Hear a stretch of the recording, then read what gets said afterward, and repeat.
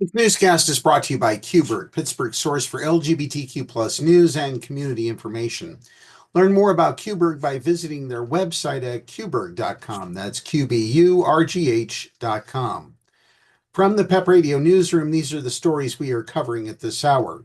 Until recently, it was a little-known program to help Black and Latino students pursue business degrees.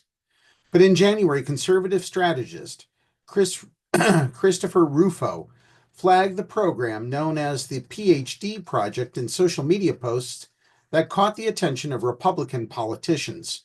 The program is now at the center of a Trump administration campaign to root out diversity, equity, and inclusion programs in higher education. The U.S. Education Department last week said it was investigating dozens of universities for alleged racial discrimination, citing ties to the nonprofit organization.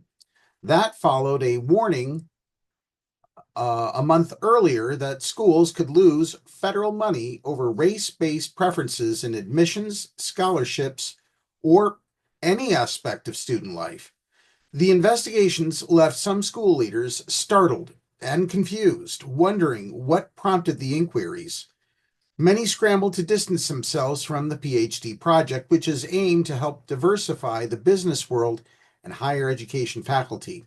The rollout of the investigations highlights the climate of fear and uncertainty in higher education, which President Donald Trump's administration has begun policing for policies that run afoul of his agenda, even as he moves to dismantle the education department.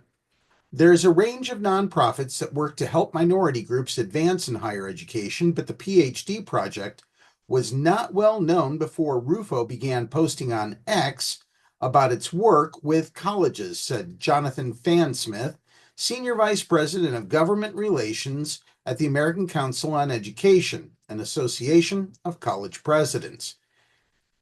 It's not hard to draw some lines between that incident and why 45 institutions that were partners with the PhD project are getting this investigation announced, he said.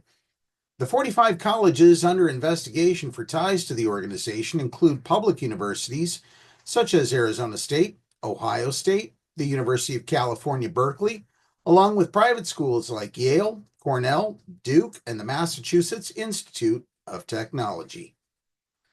In other news regarding the U.S. Defense Department, 26 Democratic Congress members signed a letter Monday demanding that Defense Secretary Peter Hegseth reverse course on why they describe as an unconstitutional purge of books and learning material K through 12 schools operated by the Department of Defense.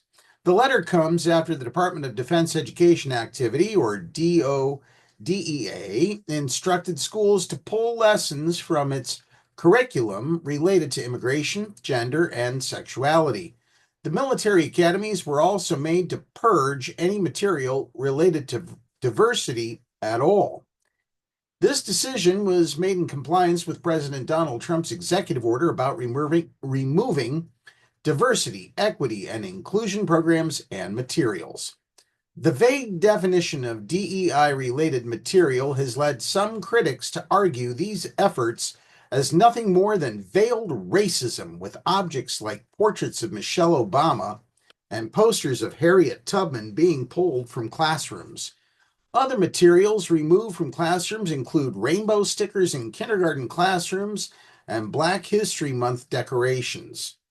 In the letter, they demand that all reading materials stripped from shelves be restored, arguing that restricting access to books because of their potential relation to gender ideology and DEI topics violates the Constitution's First Amendment.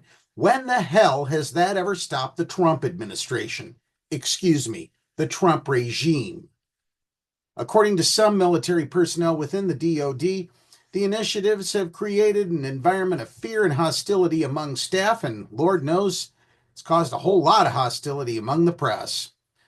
One overseas military officer who wished to remain anonymous to protect his job and family told HuffPost that his spouse is a teacher at a Department of Defense education activity school and learned from them that teachers in the program were under constant threat for even speaking on Trump's anti-DEI policies. Follow our newscasts on the PEP Radio channel on YouTube by clicking the subscribe button. And be sure to download the Live 365 app to take PEP Radio with you wherever you go. That's the news at this hour. Now back to more music on PEP Radio.